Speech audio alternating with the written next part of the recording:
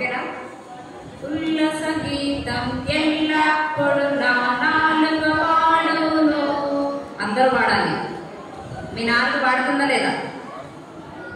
ప్రియా యేసు నన్ను రక్షించెను ఎంతో ఆనందమే. బాయ్స్ ఎవ్వరు పాడట్లేదు. ఉల్లస గీతం ఎల్లప్పుడు నా నాలుక పాడును. ప్రియా యేసు నన్ను రక్షించెను ఎంతో ఆనందమే. ఆడేదన్ పాడేదన్ ప్రభుని త్రోవలు పరుగెడెదన్. ఆడేదన్ పాడేదన్ ప్రభుని త్రోవలు పరుగెడెదన్. పాపం యేసే మన్నించునని నిత్యం పాడేదన్. పాపం యేసే మన్నించునని నిత్యం పాడేదన్. ఉల్లస గీతం ఎల్లప్పుడు నా నాలుక పాడును. ప్రియా యేసు నన్ను రక్షించెను ఎంతో ఆనందమే. ఉల్లస గీతం ఎల్లప్పుడు నా నాలుక పాడును. ప్రియా యేసు నన్ను రక్షించెను ఎంతో ఆనందమే. విడుదలయే విడుదలయే విడుదలయే నాకు. విడుదలయే విడుదలయే విడుదలయే నాకు. పాపం శాపం రోగం నుండి విడుదలయే నాకు. పాపం శాపం రోగం నుండి విడుదలయే నాకు. ఉల్లస గీతం ఎల్లప్పుడు నా నాలుక పాడును. ప్రియా యేసు నన్ను రక్షించెను ఎంతో ఆనందమే. ఉల్లస గీతం ఎల్లప్పుడు నా నాలుక పాడును.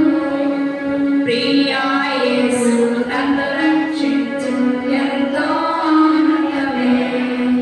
ఎంతో ఆనందమే. ఎంతో ఆనందమే. సరే, మొదటి సెషన్లో ఎవరైనా బాయ్స్ బయటకి ఇస్తే త్వరగా లోపలికి రండమ్మా. Don't stay out side. ఎవరు బయట ఉండొద్దు. మనం 2 days వరకే వచ్చాం కాబట్టి సమయాలు వృధాగా పొందియొద్దు. మామూలు టైంలో ఎక్కడికైనా తిరగవచ్చు, ఏదైనా వెళ్ళొచ్చు. కానీ ఈ సమయం చాలా ప్రశస్తమైంది. చాలా మందికి ఈ సమయంలో ఇష్టానుసారంగా లోకంలో తిరుగుతున్నారు. కానీ దేవుడు మంచి సమయాన్ని ఇచ్చాడు మీకు. ఓకే, మార్నింగ్ ఒక పొడుగైన గురించి విన్నాము. అవునా? పొడుగైన పొట్టైనా? పొట్టైన. ఆయన పేరేంటి? జక్కయ్య. జక్కయ్య ఏం వర్క్ చేసేవాడు? తన జాబ్ ఏంటి? ట్యాక్స్ కలెక్టర్ కదా. పన్నులు వసూలు చేసేవాడు కదా. మంచోడా చెడ్డోడా? చెడ్డవాడు. మరి తను యేసుప్రభుని చూడాలని ఆశపడ్డాడు. యేసుప్రభు ఏ చెట్టు దగ్గరకు వచ్చాడు? మేడి చెట్టు దగ్గరకు వచ్చాడు. ఎక్కడికి వచ్చాడు? అప్పుడు యేసుప్రభు నేను చూడాలని ఇలా ఎక్కి చూశాడు, కానీ కనిపించదు. అందుకే చెట్టు ఎక్కి కూర్చున్నాడు. ఎక్కడికి ఎక్కి కూర్చున్నాడు? అందరు నా వైపే చూడాలి. మీ కాన్సన్ట్రేషన్ అంతా ఇక్కడే ఉండాలి. మీ స్కూల్లో లెసన్ చెప్పేటప్పుడు టీచరు మిమ్మల్ని అందరినీ కాన్సన్ట్రేషన్కి ఇక్కడే వినమంటది. వినకపోతే ఏం చేస్తుంది? పనిష్మెంట్ ఇస్తారు కదా. టైప్స్ ఆఫ్ పనిష్మెంట్స్ ఉంటాయి స్కూల్లో. పిల్లలు ఎవరైనా అల్లరి చేస్తే ఒక పనిష్మెంట్, చెప్పిన మాట వినకపోతే ఒక పనిష్మెంట్. ఊరికే అటు ఇటు తిరుగుతా మా క్లాస్లో అప్పుడు ఉంటాడు దీపక్ రామని. వాడు ఏం చేస్తాడంటే స్కూల్లో ఎన్నిసార్లు చెప్పు నేను ఏ అన్నానంటూ మేడం అంటాడు. అంతే.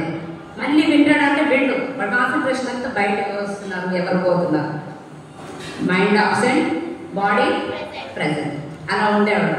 మనం అట్లా ఉండదు. మనం వచ్చింది ఎందుకంటే ఏదో ఒకటి నేర్చుకోవాలి, పోవాలి. అందుకోసమే వచ్చాం. చిన్నపిల్లలు ప్రతి ఒక్కరు కూడా వినాలి. అయితే జక్కయ్య తన హృదయంలో ప్రభువుని స్వీకరించాడు. తను ఏదైతే అన్యాయంగా తీసుకున్నాడో తనకి ఎన్నిసార్లు ఎక్కువ ఇచ్చాడు? 4 కదా. ఒకవేళ 1 రూపీ తీసుకుంటే 4 రూపీస్ కలిపి 5 రూపీస్ ఇచ్చేస్తాడు. అంతా మారిపోయాడు. మరి మీరు కూడా అట్లా మారాలి. Okay. A little boy look at. సరే, ఈరోజు ఇప్పుడు ఒక మంచి లెసన్ విందాం. నేను అందరి మధ్యలో క్వశ్చన్స్ అడుగుతాను. ఎందుకంటే నేను టీచర్ కాబట్టి నాకు అలవాటు ఉంటుంది. ఎవరైనా వింటున్నారా లేదా అనేది నేను బాగా అబ్జర్వ్ చేస్తూ ఉంటాను అనమాట. ఈ లెసన్లో మనం నేర్చుకునేటువంటిది మోరల్ అంటే నీతి అనేది కూడా ఏంటో తెలుసుకోవాలి. ఓకే, ఒక బాబు ఉన్నాడు. మీకు అందరికి పేర్లు ఉన్నాయా? ఏదో ఒక పేరు ఉంటుంది కదా.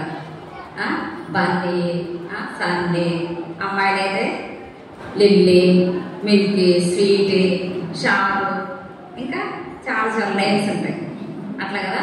అట్లాగే ఇక్కడ ఒక బాబు ఉన్నాడు. అందరు ఇటే చూడాలి. కనిపిస్తుందా? నన్ను కాదు, ఈ బాబు పేరు చూడాలి మీరంతా. ఈ బాబు పేరు బ్రూస్. ఏం పేరు? ఈ బాబు తనకి ఏమి ఇష్టం అంటే, మనకు ఒక్కొక్కరికి ఒక్కొక్క అలవాటు ఉంటుంది కదా. కొంతమందికి పాడటం అంటే ఇష్టం, ఎప్పుడు పాడుతూ ఉంటారు. కొంతమందికి డ్రాయింగ్ వేయడం ఇష్టం, కొంతమందికి ప్లేయింగ్ ఇష్టం, ఎప్పుడు ఆడుకుంటూనే ఉంటారు. కొంతమందికి రీడింగ్ ఇష్టం, చదువుకోవడం అంటే బాగా ఇష్టం, పుస్తకాలు పురుగని పేరు పెడతారు వాళ్ళకి. అట్లా ఒక్కొక్కరికి ఒక్కొక్కటి ఉంటాయి. అయితే ఈ బాబు, ఈ బ్రూస్కి సముద్రం అంటే బాగా ఇష్టం. ఏమి ఇష్టం? సముద్రానికి వెళ్ళి చక్కగా వచ్చేటువంటి షిప్స్ కానీ బోట్స్ కానీ చూడటం అంటే చాలా ఇష్టం అనమాట ఈ బాబుకి. ఈ బాబు పేరేంటి? బ్రూస్. చాలా ఇష్టం. అయితే ఏం చేశాడంటే, ఆ పర్వతాలు వస్తూ ఉంటే వెళ్తూ ఉంటే నా చూసేవాడు అనమాట. నాకు కూడా ఏమి ఇష్టం అంటే, నేషనల్ జియోగ్రఫీ అని ఒక ఛానల్ ఉంటుంది. దాంట్లో ఆ వ్యక్తి ఏం చేస్తాడంటే, కొన్ని రోజులు తన అడవిలో వెళ్ళిపోతాడు. తనకి ఫుడ్ తీసుకెళ్ళాడు, ఏం తీసుకెళ్ళకుండా షెల్టర్ ఉండదు. ఓన్గా షెల్టర్ వేసుకోవాలి, ఓన్గా ఫుడ్ ప్రిపేర్ చేసుకోవాలి, ఓన్గా ఫైర్. అంటే అడవిలో ఉన్నప్పుడు ఏమైతే మానిటర్స్ వస్తాయి కదా, వస్తాయా యానిమల్స్, వైల్డ్ యానిమల్స్ వచ్చి ఏం చేస్తాయి? అటాక్ చేస్తాయి. ఏమేమి ఉంటాయి వైల్డ్ యానిమల్స్ అంటే? లయన్, టైగర్, అలాగా చీత, ఫ్లెష్ ఈటింగ్ యానిమల్స్ అనమాట. అవన్నీ వచ్చి మనల్ని అటాక్ చేస్తాయి. అవి చేయకుండా ఉండాలంటే వాటికి ఏమంటే భయం? ఎంత పెద్ద జంతువుకైనా ఫైర్ అంటే భయం. ఏమంటే భయం? ఫైర్ అంటే ఏంటి? మంట. ఆ నిప్పు వెలిగించుకొని, నాకు అది చూడటం అంటే ఇష్టం. ఎలా నిప్పు తయారు చేస్తారు, ఎలా షెల్టర్ వేసుకుంటారు, ఎలా పడుకుంటారు, ఎలా ఆహారం సంపాదించుకుంటారు, నాకు అలా ఇష్టం. ఒక్కొక్కరికి ఒక ఇష్టం ఉంటుంది కదా. కొంతమందికి ఏమి ఇష్టం తెలుసు? అమ్మాయిలకి ఎప్పుడు జడలు వేసుకోవడం ఇష్టం, మంచి స్టైల్గా రెడీ కావాలి, మేకప్ వేసుకోవాలి, మేకప్ కిట్ కోరుకోవాలి, అందంగా కనబడాలి, అది ఇష్టం. కొంతమందికి డ్రెస్, ఎప్పుడు డ్రెస్ మీద కాన్సన్ట్రేషన్. ఎన్ని డ్రెస్సులు ఉన్నా కొంతమందికి డ్రెస్ అంటే ఇష్టం. కొంతమందికి ఓన్ క్రియేటివిటీ అంటే సొంతగా ఏదో ఒకటి నేను తయారు చేయాలనేది ఇష్టం. అయితే ఈ బాబు పేరు బ్రూస్. ఈ బాబు ఏం చేశాడంటే, అలా సముద్రానికి వెళ్ళి చూస్తూ ఆ ఓడలు వస్తుంటే, ఆ పడవలు వస్తుంటే చూస్తూ ఉంటే, ఆ బాబుకి వాళ్ళ తల్లిదండ్రులతో వాళ్ళున్న ఏరియాలో ఒక చెత్త చెరువు కూడా ఉంది. ఆ చెరువు దగ్గరికి వెళ్ళి ఏం చేసేవాడంట, ఒక పట్టణంలో వాళ్ళు నివసిస్తూ ఉంటే ఆ చెరువు దగ్గరికి వెళ్ళి ఉండమంట. ఆయన బాబుకు ఉన్నటువంటి శ్రద్ధని వాళ్ళ నాన్నగారు గమనించారు. మీకున్న కాన్సన్ట్రేషన్ ఏంటో, మీకున్న టాలెంట్ ఏంటో మీ డాడీకి మమ్మీకి అర్థమైంది. అవునా కదా? అవునా? మా స్కూల్లో ఒక బాబు ఉన్నాడు. ఇట్లా చెప్పిన వెంటనే నేను ఒక క్వశ్చన్ ఇచ్చానంటే వెంటనే 2 or 3 minutesలో అప్పచెప్పేస్తాడు అనమాట. అంత టాలెంటెడ్ పర్సన్. ఒకడున్నాడు, వాడు మస్తు డ్రాయింగ్ వేస్తాడు అనమాట. మనం ఏదైనా చెప్పి హ్యాండ్ వర్క్ ఇస్తాం మేము, అంటే ప్రాజెక్ట్ వర్క్ ఇస్తాం. తీసుకున్నారంటే నెక్స్ట్ డేకి అందరూ, మేడం మర్చిపోయాను మేడం, మేడం మా డాడీ రాలేదు మేడం, నాకు క్రయాల్స్ లేవు మేడం, ఇన్ని సాకులు చెప్తారు. వాడు అదే చెప్పడు, వెళ్తాడో చేసుకుని వస్తాడు. అట్లా ఒక్కొక్కరికి ఒక్కొక్క దాని మీద శ్రద్ధ ఉంటుంది. అర్థమవుతుందా? ఫస్ట్ లైన్ ఎవ్వరు వినట్లేదు, కాన్సన్ట్రేషన్ లేదు. కానీ సైడ్ ఇద్దరు సిట్ ప్రాపర్లీ. సో ఏమైందంటే, ఈ బాబు సముద్రంకి వెళ్ళి ఆడుకున్నాడు. ఒక రోజు ఏమైందంటే, వాళ్ళ నాన్నగారు ఆ బాబుకున్న శ్రద్ధను చూసి, నాన్న నీకు కావలసిన మెటీరియల్ అంతా ఇస్తా, నువ్వే సొంతగా ఒక ఓడ తయారు చేసుకోవచ్చుగా అన్నాడట. అబ్బా, మనకు అవకాశం వస్తేనా మనం ఏం మంచిగా చెయ్యం. మొత్తం గమనిస్తే దేని పడితే దానికి మా మిల్కీ స్వీట్ లాగా అతికిచ్చేస్తాం. మా మిల్కీ స్వీట్ ఏం చేస్తాం తెలుసా? గమనిస్తే ఎక్కడ పడితే అక్కడ వాల్స్ పూసేస్తారు, పేపర్స్ అన్ని చింపేస్తారు. వాళ్ళు అట్లా చేయరు కొంతమంది పిల్లలు. మనకి ఏదైనా ఒక వస్తువు ఇస్తే దాన్ని ఏం చేయాలా? చాలా జాగ్రత్తగా చేసుకోవాలి. వాళ్ళ డాడీ ఏం చెప్పారంటే, నేను నీకు కొంత కావాల్సిన మెటీరియల్ అందిస్తా, నువ్వే సొంతగా ఏం చేసుకోవాలా? ఏం తయారు చేయాలి? బోర్డు అంటే చిన్న ఓడ లాంటిది నువ్వు తయారు చేసుకోవచ్చుగా అని చెప్పారు. ఆ బాబుకి చాలా సంతోషం అయిపోయింది. అసలు రోజు చూస్తూ ఉంటాయి కదా, ఆ ఓడలో చాలా సరుకులు వస్తూ ఉంటాయి, మనుషులు వస్తూ ఉంటారు, షిప్పు ఇట్లా వస్తూ ఉంటుంది, అల్ల మీద నుండి ఇలా ఇలా అనుకుంటూ వస్తుంది. అలాంటివి నేను చేసుకోవాలా, నిజంగా ఇస్తారా డాడీ అంటే నిజంగా నేను నీకు ఇస్తాను అని చెప్పారు. వాళ్ళ డాడీ చెప్పగానే చూడండి బాబు చక్కగా ఒక బోట్ తయారు చేశాడు. ఎంత టాలెంట్ ఉంది కదా బాబుకి. Wooden boat. మనకే బోట్స్ వచ్చు, పేపర్ బోట్స్ వచ్చు కదా, చేస్తామా లేదా? వర్షం వచ్చినప్పుడు పేపర్ బోట్స్ చేసి ఏం చేస్తాం, వాటర్లో వేస్తే అది కొంచెం దూరం పోయి మునిగిపోతుంది, వాటర్ దాంట్లోకి వెళ్ళిపోతే తడిచిపోయి మునిగిపోతుంది. కానీ ఈ బాబు వుడెన్ బోట్ అంటే చెక్కతో ఒక బోట్ తయారు చేశాడు అనమాట. మీకు అనిపిస్తుందా చిన్నపిల్ల? ఏం తయారు చేశాడు? బోట్. కూర్చొని తను చక్కగా అన్ని దానికి ఒక తెరచాప పెట్టాడు. తెరచాపలు అంటే తెలుసా మీకు? ఇప్పుడు ఒక బోట్ తయారు చేసినాక దానికి చాప పెడితే 8 డైరెక్షన్ గాలి వచ్చే దిశ నుండి ఆ బోట్ ఏం చేస్తుంటే చాలా స్పీడ్కి వెళ్ళిపోతుంది అనమాట. మనం ఇట్లా రోయింగ్ చేయవలసిన బోట్లో కూర్చున్న వాళ్ళు కష్టపడి రోయింగ్ చేసుకుంటూ వెళ్ళిన అవసరం లేకుండా ఆ తెరచాప ఉంటే ఆ గాలికి త్వరగా ప్రయాణం సులువు అవుతుంది. అలాంటి తెరచాప కూడా తయారు చేశాడు ఆ బాబు. చక్కగా దానికి మంచి కలర్ కూడా చూజ్ చేసుకున్నాడు కదా. కొంతమంది డ్రాయింగ్ వేశాక దేనికి ఏ కలర్ వేయాలో చక్కగా చూజ్ చేసుకుంటారు. అది కూడా ఒక టాలెంటే. డ్రాయింగ్ చేయడం ఒక ఎంత టాలెంటో దాన్ని కలరింగ్ చేయడం కూడా మంచి టాలెంట్ అనమాట. మీకుందా ఆ కళ? మీరు చేస్తున్నారా? ఇందాక డ్రాయింగ్ పేపర్స్ ఇచ్చాక చేశారా? ఈ బాబు ఏం చేశాడు, దానికి బోటుకి బ్లూ కలర్, రెడ్ కలర్ రెండు చూజ్ చేసుకొని నీలి రంగు ఒకటి, రెడ్ ఎరుపు రంగు, ఈ 2 రంగులు వేశాడు. దీనికి వైట్ తెరచాప వేశాడు. వేసి దానికి పైన ఇంకోటి పెట్టాడు చూడండి, ఫ్లాగ్ కూడా పెట్టాడు. ఫ్లాగ్ అంటే వాళ్ళ దేశంలో ఉన్నటువంటి ఫ్లాగ్ కూడా పెట్టాడు. మన ఫ్లాగ్ ఏంటి? How many colours? 3 కలర్స్ కదా. మిడిల్లో అదే కలర్ 4 కలర్స్ ఉంటాయి మొత్తం కదా. సాఫ్రాన్ ఉంటుంది, వైట్ ఉంటుంది, గ్రీన్ ఉంటుంది. సో అది చూడండి కావచ్చు.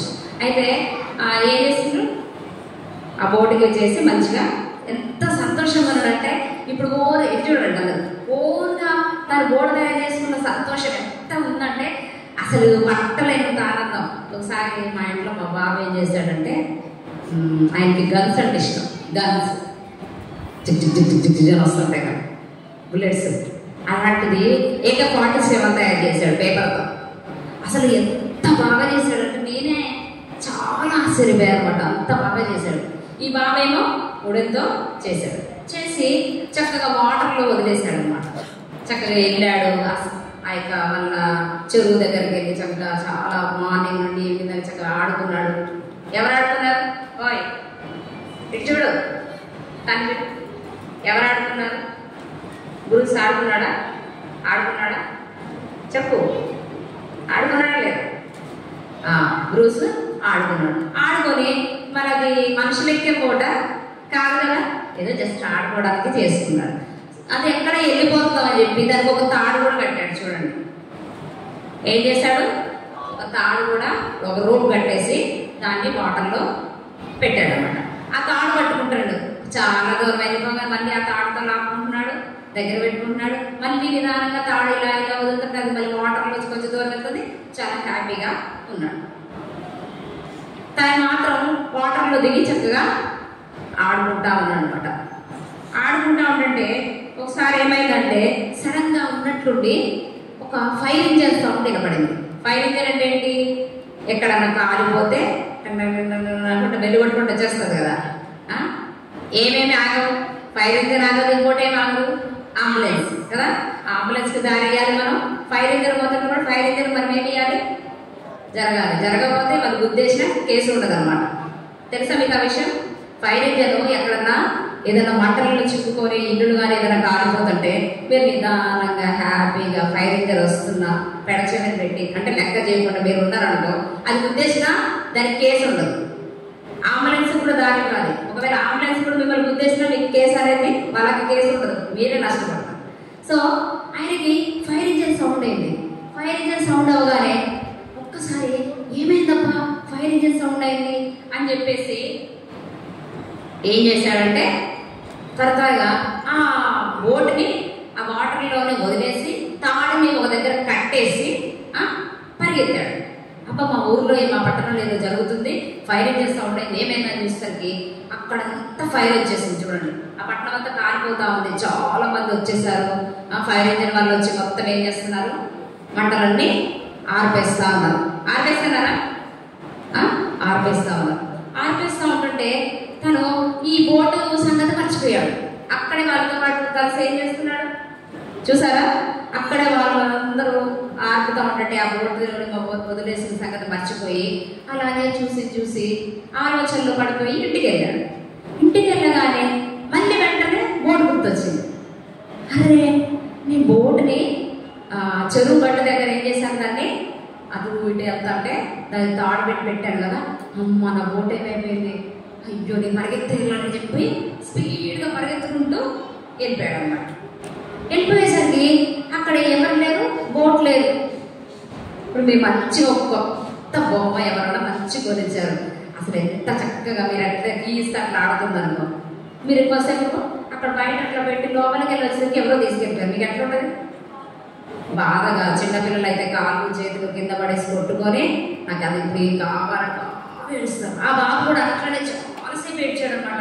నాకు కావాలి, నా బోట్ కావాలి, మొత్తం వెతికాడు, చుట్టూ చూశాడు, ఆ చెరువు గట్టంతా తిరిగాడు, ఎక్కడ చూసినా బోట్ కనిపించట్లేదు. చాలా దిగాలుగా బాధతో ఉన్నాడు.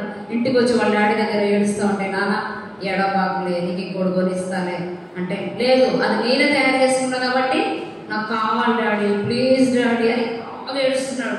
వాళ్ళ డాడీకి అసలు ఏం చేయాలో కూడా అర్థం కావట్లేదు అన్నట్టు, ఎంత ఓదార్చినా ఏడుస్తూనే ఉన్నాడు. అయితే చాలా రోజులు, ఒక 2-3 వారాలు అంటే కొన్ని వారాలు గడిచిపోయాయి. అట్లనే బాధతో ఉన్నాడు, దిగాలుగా ఉన్నాడు. కొన్ని వారాలు గడిచిపోయిన తర్వాత వాళ్ళ డాడీ తను కలిసి బజార్కి, మిమ్మల్ని మీ డాడీ గారు బజార్ తీసుకెళ్తారా? ఇప్పుడు చాలా వెహికల్స్ వచ్చినాయి కాబట్టి వెహికల్స్ వెళ్తున్నాం, కార్లో వెళ్తారు, 2 వీలర్ 4 వీలర్ 3 వీలర్లో వెళ్తాం. అప్పుడు వాళ్ళ డాడీ వాళ్ళ బాబు చేయి మంచి చక్క పట్టుకొని నడుచుకుంటూ బజార్లో వెళ్తున్నాడు. ఏమైనా స్నాక్స్ ఐటమ్స్ కానీ ఏమైనా కొనిద్దాం అన్నట్టుగా బయటికి వెళ్తా ఉంటే ఉన్నట్టుండి ఒక షాప్లో ఈ బోట్ కనిపించింది. బోట్ పోయిందనుకున్నాడు కదా, ఆ బోట్ కనిపించింది. అసలు ఇంకెంత సంతోషంగా ఉంటుంది చెప్పండి, పోయిన బోట్ కనిపించేసరికి. వెళ్ళిపోయి ఇదే నా బోట్ డాడీ చూసావా, ఇదే నా బోట్ డాడీ, చూడు డాడీ అంటే, నిజంగా అదేనా? నిజం డాడీ, నేను చేసిందే, చూడు కలరింగ్ కూడా చూడు డాడీ, నేను ఫ్లాగ్ పెట్టే కదా పైన కూడా ఫ్లాగ్ ఉంది, నా తెర చేపలు ఉన్నాయి, నేను వేసిన రంగులు ఉన్నాయి. అవును డాడీ అంటే అక్కడ ఏమైంది, ఆ షాప్లో పెట్టింది. ఇప్పుడు మనం వెళ్ళి ఆ షాప్లో తీసుకుంటూ ఊరుకుంటారు. ఏంటబ్బాయి ఉట్టుకుంటామేంటి? ఒకవేళ సడన్గా పిల్లలు ఏమైనా బొమ్మలు పెట్టుకుంటుంటే ఆ షాప్ ఓనర్ ఏమన్నాడు పేరెంట్స్తో, ఏమండి పిల్లల్ని జాగ్రత్త తీసుకోండి, కింద పడితే పగిలిపోతాయని కదా. కానీ బాబు చాలా బుద్ధిగాలుగా ఉంటే ఆ షాప్ ఓనర్ ఏమన్నాడంటే, బాబు నీకు కావాలా ఈ బోటు? అవునంకులు ఇది నాదే. నీది కాదు నాన్న ఇప్పుడు, ఎందుకంటే నాకు ఒక చేపలు బెస్తవారు ఉంటారు కదా, చేపలు పట్టేవారు, ఆయన వచ్చి నాకు ఈ బోటుని ఒకరోజు మన ఊరంతా కాలిపోతుంది కదా, ఆ రోజు నాకు ఇచ్చాడమ్మా. నేను ఆయన దగ్గర అమౌంట్ డబ్బులు పైకం చెల్లించి నేను కొనుక్కొని వచ్చాను అనేసి చెప్పాడు. ఇప్పుడు ఏం చేయాలి, బాబుకి అర్థం కావట్లేదు. లేదా అంకుల్ ఇది నేనే తయారు చేశాను అంకుల్, నేనైతే చాలాసేపు కూర్చొని చేశాను, కలరింగ్ వేసాను, దీనికి ఫ్లాగ్ పెట్టుకున్న అంకుల్, నిజంగా నేనే చేశాను అంకుల్ అంటే, లేదు బాబు ఇది నాకు ఒక బెస్తవాడు అమ్మాడు, ఆయన దగ్గర నేను కొనుక్కున్నా, ఆ డబ్బు నువ్వు నాకు ఇచ్చావంటే నీకు ఇది బోట్ ఇస్తాను. అప్పుడు వాళ్ళ డాడీ అన్నాడు, నాన్న నీకు కొనిస్తానన్నాడు. ఇప్పుడు ఆ బాబుకి ఎంత సంతోషం అంటే, తను చేసిన దానికంటే ఫస్ట్ చేసి తన దగ్గర పెట్టుకున్న దానికంటే ఇప్పుడు పొయ్యి దొరికింది కదా, మళ్ళా దొరికేసరికి తనకి చాలా ఏమైంది, సంతోషమైంది. అప్పుడు మళ్ళా తీసుకొని ఆ బోట్ని ఇంటికి వచ్చేసారన్నమాట. చూసారా, తను ఫస్ట్ చేసిన దానికంటే కూడా సెకండ్ టైం చాలా హ్యాపీగా ఫీల్ అయ్యాడు. ఇప్పుడు 2 సార్లు తనకి సొంతమైంది బోటు. ఫస్ట్ సారి తను చేసినప్పుడు తన నుండి వెళ్ళిపోయింది. అవునా? వెళ్ళిపోయిందా లేదా? ఈ ఇద్దరు గర్ల్స్ వింటున్నారా? వింటున్నావా? బాయ్స్ చక్కగా వింటున్నారు. Good boys, front line. అయితే ఈ బోర్డు మరలా నాకు వచ్చేసిందని చాలా సంతోషపడ్డాను. దీని ద్వారా మనం తెలుసుకునేది ఇప్పుడు చాలా జాగ్రత్తగా వినాలి. ఈ మాట తెలుసుకోవాల్సింది ఏంటంటే, ఫస్ట్ ఆ బాబు బోటుని సొంత చేతులతో ఎలా చేశాడో ప్రభువైన యేసుక్రీస్తు వారు పరలోకమందున్న తండ్రి నిన్ను నన్ను కూడా తన సొంత చేతులతో చేశాడు. మీరెవ్వరూ తీయనవసరం లేదు, కాకపోతే నేను చదివి మీకు వినిపిస్తాను. ఆదికాండము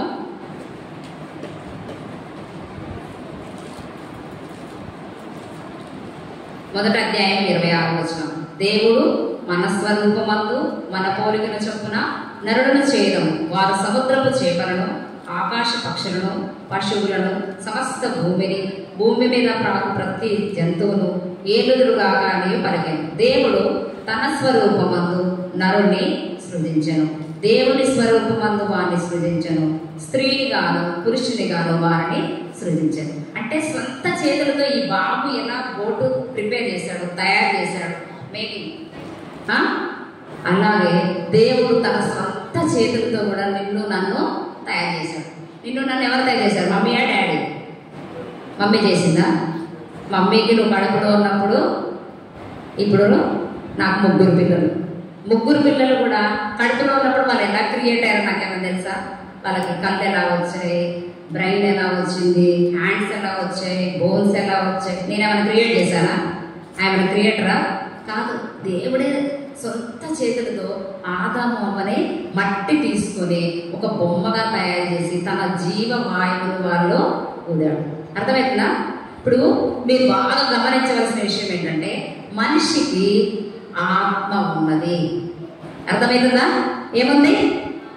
ప్రాణము, శరీరము, ఆత్మ. ఈ మూడు ఉన్నాయి. జంతువులకు ఉన్నాయా? జంతువులు ప్రాణము, శరీరమే ఉన్నాయి. ఆత్మ ఉందా? అయితే ఒక్కసారి దేవుని నోటిలో నుండి వచ్చినటువంటి ఊపిరి అలా వచ్చింది. అది మానవుని యొక్క నాసిక రంధ్రాలలోకి వెళ్ళిపోయింది. అది నశించిపోతుందా? దేవుడు నశించిపోతాడా? కదా, పోదు కదా. మరి మనలో ఉన్న ఆత్మ నశించిపోతుందా?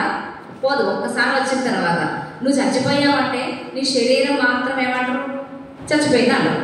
ఆత్మ చచ్చిపోయిండు అంటారు. పోయిందంటే ఎక్కడ పోయిండు? Everyone thinking this. ప్రతి ఒక్కరు ఇది ఆలోచించారు. దేవుడు స్వహస్తములతో నిన్ను తయారు చేశాడు. మీ డాడీ కానీ మమ్మీ కానీ ఎవ్వరు చేయరు. అయితే మనం ఏం చేసామంటే, దేవుని వాక్యంలో ఏముందంటే, ఆదాము అవ్వ ఇద్దరు ఉన్నారు. వాళ్ళిద్దరూ దేవుని మాట వినని కారణాలను బట్టి, అంటే దేవుడు పండు తినొద్దంటే ఆజ్ఞ అతిక్రమించాడు, పండు తిన్నారు. దాన్ని బట్టి పాపం వచ్చింది. అయితే మీరు అనుకోవచ్చు, నేనేం పాపం చేశాను? నేను చిన్న బిడ్డను కదా.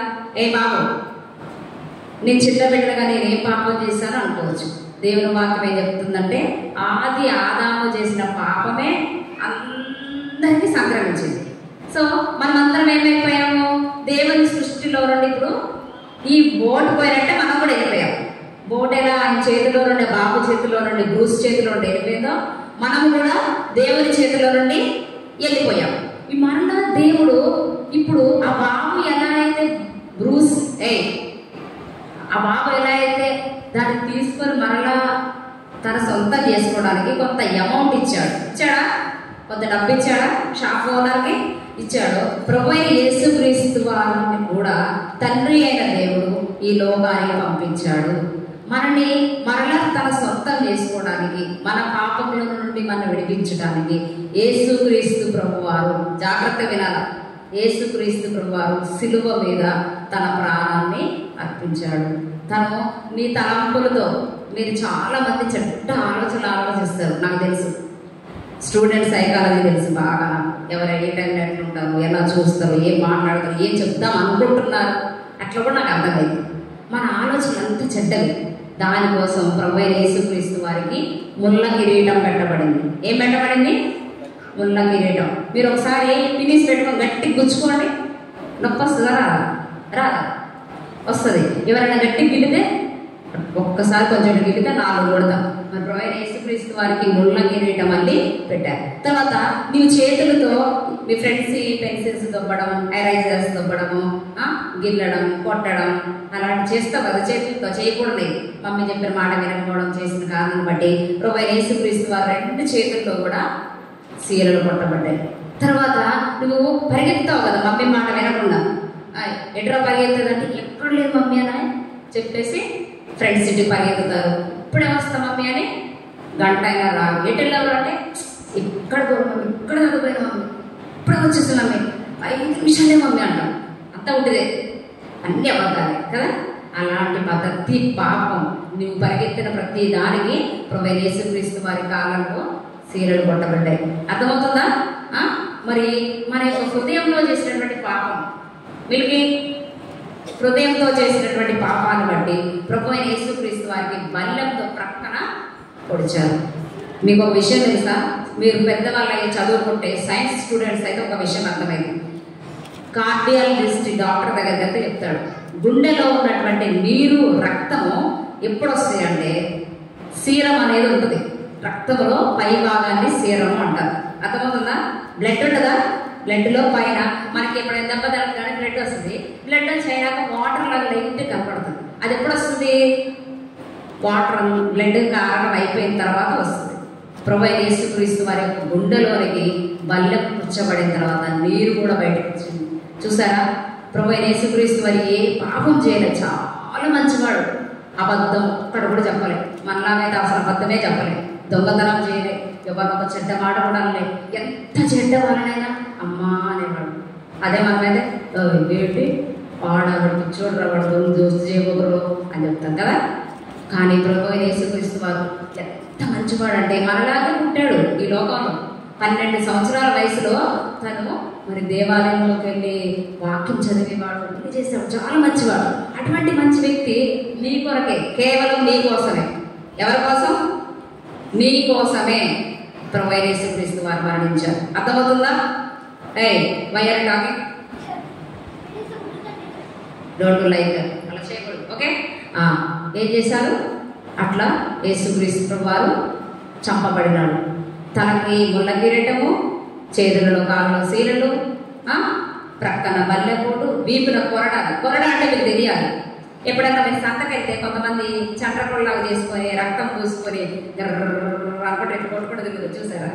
అది ఉంటుందే, డబ్బులు అడుక్కోవడం కోసం చేశారు. కానీ ప్రభు యేసుక్రీస్తు వారికి ఉన్నటువంటి కొరడ ఎటువంటిదంటే, మరి రోమా ప్రభుత్వం, ఇప్పుడున్న ప్రభుత్వాలు వేస్ట్, ఏం లేదు. చాలా కఠినమైన ప్రభుత్వం ఏంటంటే రోమ్లో ఉన్నటువంటి ప్రభుత్వం ఏంటంటే తప్పిదం చేసిన వ్యక్తి సిలువ వేయబడాలి. సిలువ కూడా భయంకరమైనటువంటి సిలువ. కానీ ప్రభు యేసుక్రీస్తు వారికి వేసిన సిలువ ఇంకా భయంకరమైన అనమాట. వీపున కొరడాతో కొడదంటే ఆ కొక్కేలకు ఉన్నటువంటి మాంసం ఇట్లా చర్మం చీల్చుకొని వేలాడబడింది అనమాట. మాంసం ముద్దలుగా వేలాడింది. మీరు బాగా అర్థం కావాలంటే ప్యాషన్ ఆఫ్ ది క్రైస్ట్ అని ఒక పిక్చర్ ఉంటుంది, చూస్తే మీకు అర్థమైంది. యేసుక్రీస్తు అంటే అది వాళ్ళ మానవ తలంపులతో ఇలా ఉంటుందని తీశారు. కానీ అంతకంటే ఘోరంగా ప్రభు యేసుక్రీస్తు వారిని చంపారు. అయితే రక్తం అంతా కాల్చబడింది, మాంసం ముద్దలుగా పడింది. తనలో ఉన్న ఒక్క రక్తం చుట్టూ కూడా ఉంచుకోలేదు ప్రభు, మొత్తము కాల్చబడింది. ఇప్పుడు ఆ రక్తం ఇచ్చి, జాగ్రత్త వినాలి, ఆ రక్తం ఇచ్చి రెండోసారి నిన్ను కొనాలని ఇష్టపడుతున్నాడు. ఆ బోటికి ఆయన ఎలా వెల చెల్లించాడో ఇప్పుడు పరలోకమందున్న దేవుడు ప్రభు యేసుక్రీస్తు వారి ప్రశస్త రక్తం, పావన రక్తం, పరిశుద్ధ రక్తం, అంటే దాంట్లో ఏ పాపము కూడా లేని రక్తముతో నిన్ను మరలా కొనాలని ఇష్టపడుతున్నాడు. నిన్ను మరలా కొనాలంటే నువ్వేమాగలా? అవును ప్రభువా, నన్ను కొను ప్రభువా, నేను అది చేస్తా ప్రభువా, ఇది చేస్తా ప్రభువా అంటే సరిపోదు. ఏమీ అవసరం లేదు ప్రభువా, నేను పాపిని, నేను తప్పిపోయాను, నేను చిన్న బిడ్డను అని అడిగితే చాలు. ఏమని అడగాలి స్వీటి? ఏమని అడగాలి? ప్రభువా, మీరందరూ చెప్పండి నోటితో, ప్రభువా నేను పాపిని, నన్ను కొనండి అడుగుతారా? యేసుక్రీస్తు ప్రభు వారు ఎప్పుడంట తెలుసా? జగత్తు పునాది అంటే జగత్ అంటే ఏంటి? జగత్ అంటే ఏంటి? యూనివర్స్. యూనివర్స్ అంటే ప్రపంచాలు. అంటే ఈ భూలోకమునకు పునాది వెయ్యబడక మునిపే యేసుక్రీస్తు వారు నువ్వు తెలుసు. నాకు తెలుసా? నువ్వెవరో తెలుసా? నీ పేరు తెలుసా? నీ మైండ్ ఎలా ఉంటుందో తెలుసా? కానీ ప్రభువు మొత్తం తెలుసు. ఎక్కడ పుట్టాలి, ఎక్కడ కూర్చోవాలి, ఎవరి ఇంట్లో పుట్టాలి, నువ్వు ఆ అమ్మాయిని పుట్టాలా అబ్బాయి పుట్టాలా, అన్ని ప్రభువు తెలుసు. జగత్తుకు పునాది అంటే ఫౌండేషన్, యూనివర్సల్ ఫౌండేషన్ వేయకముందే దేవుడు ఏం చేశాడు? నేను చూశాడు. అప్పుడే ప్రభు యేసుక్రీస్తు వారు నీ కొరకు చనిపోయాడు. అర్థమవుతుందా? ఎప్పుడు చనిపోయాడు? ఎప్పుడు చనిపోయాడు యేసుక్రీస్తు? జగత్తు పునాది వేయబడక మునిపే వధింపబడినటువంటి గొర్రె పిల్ల అని దేవుని వాక్యంలో ఉంది. ఆయన గొర్రె పిల్లల మౌనంగా నీకోసం. ఇప్పుడు ఆయన నిన్ను కొనుక్కోవడానికి ఇష్టపడుతున్నాడు. మరలా సెకండ్ టైం కొనుక్కోవడానికి ఇంకెట్లా ఉంటుంది? హ్యాపీ కదా. కానీ నిన్ను కొనుక్కోవాలంటే సాధారణుడు వస్తున్నాడు. నేను దొంగతనం చేసినా అక్కడ ఉంటే తీసుకొచ్చుకున్న నాది అంటాడు. కానీ యేసుప్రభువు వారు ఏమంటాడు? నా రక్తం ఇచ్చి కొంటాను అంటున్నాడు. ఏమంటున్నాడు? రక్తం ఇస్తారు ఎవరన్నా మీకోసం? ఎవ్వరు ఇవ్వరు కదా. అబ్బా నువ్వు నా మస్తు దోస్తు అంటారు, కానీ ఎవ్వరు ఏమన్నా ఇస్తారా? ఏమి ఇయ్యరు, అన్నీ ఉంటుందే. కానీ యేసుప్రభువు అయితే తన ప్రాణమే ఇచ్చేసాడు. ఇంకొక విషయం ఏంటంటే, చనిపోయాడు, ప్రాణం ఇచ్చి రక్తమంతా కాచి చనిపోయి సమాధి చేయబడ్డాడు. ఎలా సమాధి చేయబడ్డాడు తెలుసా మీకు? అందరినీ మట్టిలో పెట్టేసి మట్టేస్తారు కదా, భూమిలో పెట్టి. అలా కాదు ప్రభు, ఒక రాతితో తులిచినటువంటి సమాధిలో యేసుక్రీస్తు ప్రభువాన్ని పెట్టారు. ఆయన సమాధి చేయబడి 3వ దినమున మరలా తిరిగి లేపబడ్డాడు. అర్థమవుతుందా? యేసుక్రీస్తు ప్రభువారు మరలా 3వ రోజున లేపబడ్డాడు. ఎవరైతే చిన్న హృదయంతో ప్రభువా నేను పాపిని అంటే చాలు, నీ హృదయంలోకి వచ్చేస్తాడు, నిన్ను స్వంతం చేసుకుంటాడు. ఇంకిప్పుడు ఆ బాబు దగ్గర నుండి ఎవరైనా ఓటు తీసుకుంటారా? తీసుకోరు కదా. అలాగే ప్రభు చేతిలో ఉండి ఎవ్వరు కూడా నిన్ను తీసుకోరు. ఇంకొక బహుమానం ఇస్తాడు నీకు తెలుసా? గిఫ్ట్ ఇస్తాడు నీకు. ఏమి ఇస్తాడంటే, మనం అందరం ఈ లోకం వదిలిపెట్టి ఒక రోజు వెళ్ళిపోవాలి. ఇది వినడానికి మీకు అయ్యో ఏంటి ఆంటీ ఇట్లా చెప్తుంది అనుకుంటాం, కానీ నిజంగా వెళ్ళిపోవాలి. ఇప్పుడు నేను మా ఇంటి దగ్గర నుండి వచ్చాను, ఎంతసేపు ఉంటా?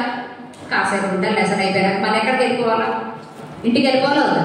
అట్లాగే మనం పరలోకం నుండి దేవుని దగ్గర నుండి వచ్చాం, మళ్ళీ తిరిగి వెళ్ళిపోవాలి. వెళ్ళిపోవాలంటే మీకు ఒక్కటే ఒక అవకాశం ఏంటంటే, ప్రభువా నేను పాపిని, నన్ను నీ రక్తముతో కడుగును, నన్ను కొనుక్కోను, నీ స్వంతం చేసుకో అంటే మరలా స్వంతము చేసుకుంటాడు. అప్పుడు నువ్వందరూ కూడా నువ్వు మీరందరూ కూడా దేవునికి సొంతం అయిపోతుంది. ఇష్టమేనా దేవునికి సొంతం కావాలంటే? ఇష్టమేనా? ఎవ్వరు మాట్లాడడం లేదు, ఇష్టం లేదు కదా. ఎందుకంటే ఇంకా సినిమాలు చూడాలనుకుంది, సీరియల్ చూడాలనుకుంది, అవునా? అంతేనా?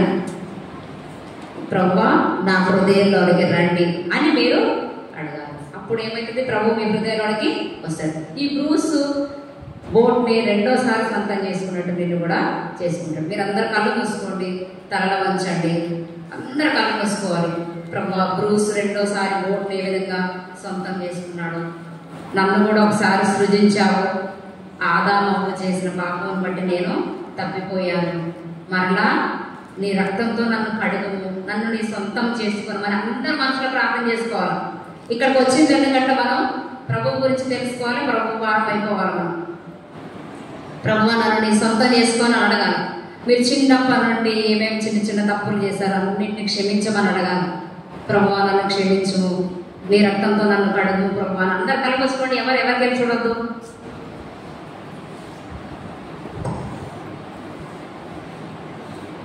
మీరందరూ అట్లా ఇష్టపూర్తిగా అడిగితే ప్రభు మిమ్మల్ని సొంతం చేసుకుంటాడు.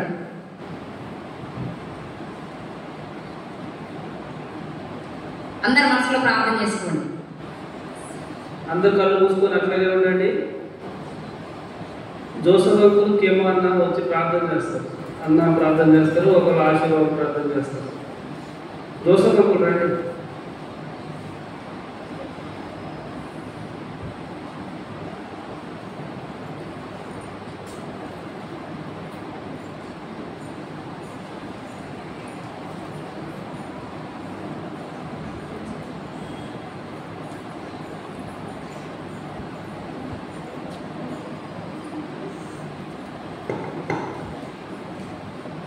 అన్నారండి ఇంకేమన్నా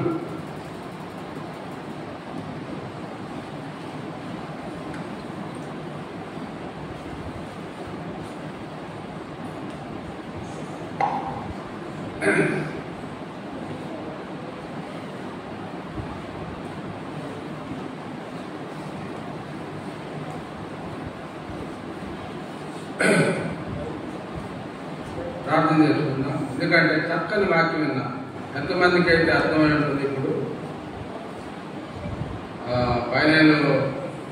ఫైనల్గా సునీతమ్మ చెప్పిన యొక్క విషయాలు బట్టి చూసినట్లయితే చాలా చక్కగా చెప్పింది, అర్థసహితంగా చెప్పింది. ఎందుకంటే ఇదే మందిరంలో చిన్నపిల్లలు మీలాంటి పిల్లలే ఇక్కడ చదువుకొని పెద్దవారై మంచి ఉద్యోగాలు ఉన్నారు, మార్మల్స్ పొంది రక్షణ పొంది జిల్లా కలెక్టర్ లెవెల్లో కూడా ఉన్నారు. ఇక్కడ మీలాంటి పిల్లలే మీరు కూడా ఆ విధంగా ఇక్కడ సండే స్కూల్లో ఎన్నో వాక్యాలు విని పరిశుద్ధంగా జీవించి మార్మల్స్ పొంది రక్షణ పొంది చక్కగా పెరిగి పెద్దవారై తల్లిదండ్రులకు మంచి విధేయత చూపిన వాళ్ళై మరి మనం చేసే స్కూళ్ళలు కానీ గవర్నమెంట్ ఆఫీసులు కానీ కూడాను అన్యోన్యంగా ఉండడానికి మనం ఈ యొక్క యేసు ప్రభుని గురించి మనం ఎంతో చక్కగా విన్నాం. కాబట్టి అందరం కన్ను మూసుకోండి, మనం ప్రార్థన చేస్తాం. మహాపరిశుద్ధుడైన తండ్రి, మీ పరిశుద్ధ పాలన వందనాలు. జీవము గల ప్రభు, జీవాధిపతి, మీ పాదముల వందనములు స్తోత్రం చెల్లిస్తున్న నాయన. మహాకరుణ, మహోన్నతుడ, పరిశుద్ధుడ, నిత్య నివాసమైన మా యేసు ప్రభువా, మీ పాదముల వందనం చెల్లిస్తున్నాను తండ్రి. దేవా, ఈ సమయంలో తండ్రి మొట్టమొదటి రోజు ప్రభువా నాయన కేమాన్ని దర్శించి ప్రభువా తండ్రి అనేక ఊర్లన్నీ కూడా తిరిగి ఈ పిల్లలను సమకూర్చాడు. నీకు వందనాలు చెల్లిస్తున్నాను. వారి కుటుంబాన్ని బట్టి వందనాలు చెల్లిస్తున్నాను తండ్రి. వారి దేశపెట్టిన యొక్క పిల్లల్ని వారి ప్రయాసం వ్యర్థం కాకున్నట్లుగా ప్రభా ప్రతి సబ్జెక్టులో వాక్యం విని నేర్చుకొని ప్రభా పెరిగి పెద్దవారై వారు ప్రయోజకులుగా ఉండి ప్రభా వారి కుటుంబాలను కట్టుకోవడానికి యేసుక్రీస్తు నిజమైన దేవుడు, పాప రక్షకుడు, పాపాలు క్షమించే దేవుడని చిన్నతనంలోనే యేసు ప్రభుని నమ్మకానికి ఇక్కడ కృపను గ్రహించండి, ధైర్యం గ్రహించండి. వచ్చిన ప్రతి బిడ్డను బట్టి వందనాలు చెల్లిస్తున్నాను. దేవా, మందిరంలో ఎవరైతే పనిచేస్తున్నారో దేవా వారిని దర్శించండి, వారికి కావాల్సిన యొక్క ఇవులను అనుగ్రహించండి, వారికి కావాల్సిన అవసరాలు తీర్చని ప్రార్థిస్తున్నాను. ప్రతి చిన్న బిడ్డ కొరకు ప్రార్థిస్తున్నాను తండ్రి. నా నాయన లోక రక్షకుడిని ఆయన ఇతరులకు బయలుపరిచే విషయంలో మంచిగా విని వారు తండ్రి నా నాయన ఇక్కడి నుంచి ఉట్టిగా పోక మార్పడుతుంది నాయన వెంట గ్రహించండి. అలాగనే తండ్రి పెద్దవారు కూడా వచ్చారు ప్రభా, వారిని కూడా మీరు దర్శించండి. నా నాయన వారు కూడా వాక్యం వింటారు తండ్రి. నా నాయన అంత వాక్యాలను బట్టి వందనాలు చెల్లిస్తున్నాను. నా నాయన నీ పాలన పొందను కేమా తండ్రి. నా నాయన ఒక విషయం చెప్పాడు చక్కగా, దీవించండి నాయన, సాయం చేయండి. పాటలు నేర్పారు, పాటలు వారి హృదయంలో ఉంచండి, నేర్చుకొని ఇంటికి వెళ్తారు, కృపను గ్రహించండి. దేవాన్ని పాలన పొందను. ఈ యొక్క మందిరం యొక్క ఆవరణాన్ని మీరు దీవించండి. వచ్చిన ప్రతి బిడ్డను మీరు ఏదో రకంగా మీరు వాడుకోండి ప్రభా,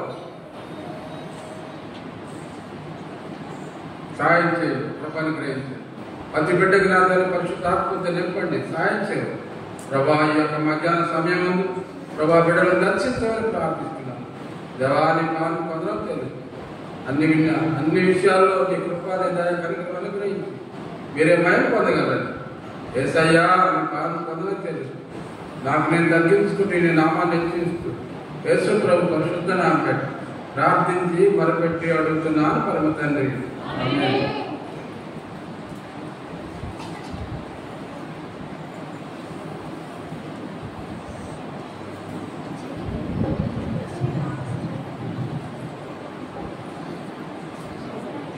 మహాదేవుడును సృష్టికర్త అయిన పరమ తండ్రి అయిన దేవుని యొక్క ప్రేమయు, ఆయన కుమారుడును మన రక్షకుడు ప్రభువైన యేసుక్రీస్తు యొక్క దయ, నడిపింపు, ఆశీర్వాదం, పరిశుద్ధాత్మ దేవుని కలిగిన సాహసం చేరించిన మనందరికీ సకల పరిశుద్ధులకు ఇప్పుడైనప్పుడు సదాకాలం తోడయండి నడిపించును గాక. ఆమేన్. నీవొక్కడవే గొప్ప దేవుడవు, ఘన కార్యములు చేయుదువు.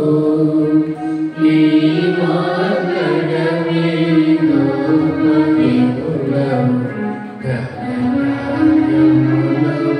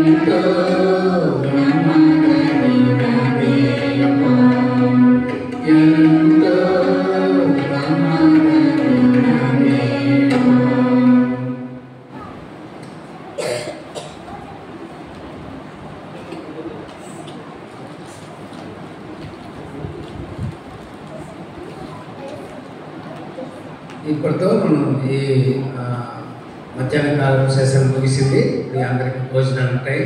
తర్వాత మీ పేర్లు అక్కడ అందరు రాపించుకోండి. మీ పేర్లు అందరూ మీ మీకోసం ప్రార్థన చేయడానికి పేర్లు, ఎందుకంటే మీ అందరి కోసం ఎవరు వచ్చారు, ఎంతమంది వచ్చారు మీకోసం ప్రార్థన చేయడానికి. భోజనం అయిపోయిన తర్వాత మళ్ళీ ఇక్కడ మళ్ళీ సేమ్ ఎలా జరిగిందో మన అదే పాటలు మంచిగా పాటలు నేర్పిస్తారు. ఆ తర్వాత మళ్ళా మనం నేను లెసన్ వింటాము. తర్వాత సేమ్ రోజు లెసన్ వింటాము. తర్వాత మీ అందరికీ స్నాక్స్ అందరికీ ఏర్పాటు చేశారు. తర్వాత అందరి కోసం మీ భోజనం అందరూ చేయొద్దు, ఎవరు పరిగెత్తవద్దు. మీ అందరి కోసం భోజనం ఉంది. అందరూ మంచిగా భోజనం చేయండి. రైట్, ఎవరింటికి వెళ్ళదు. మీరు వచ్చిన దూరం వచ్చి మేము మళ్ళీ ఆటో తీసుకెళ్ళి మేము దించొస్తాము. మీరు ఎవరు మళ్ళీ రేపు పొద్దున మళ్ళీ మీకు ఆటో తీసుకొస్తాం. సరేనా? ఓకే, మీరందరూ లేచి ఒక క్రమంలో కూర్చున్నట్లయితే మనం చిన్న చాపలు వేస్తాము. ఆ పైన కొంచెం పైకి కూర్చోనండి. చిన్న చాపలు ఉన్నాయి ఇక్కడ, ఎవరైనా హెల్ప్ చేయండి. పిల్లలు కూర్చుంటారు సైడ్కి. భోజనం అయిపోయిన తర్వాత వెనక వైపు కూర్చోండి. చాపలు వదిలేసి వెనక వైపు కూర్చోనండి పిల్లలందరూ.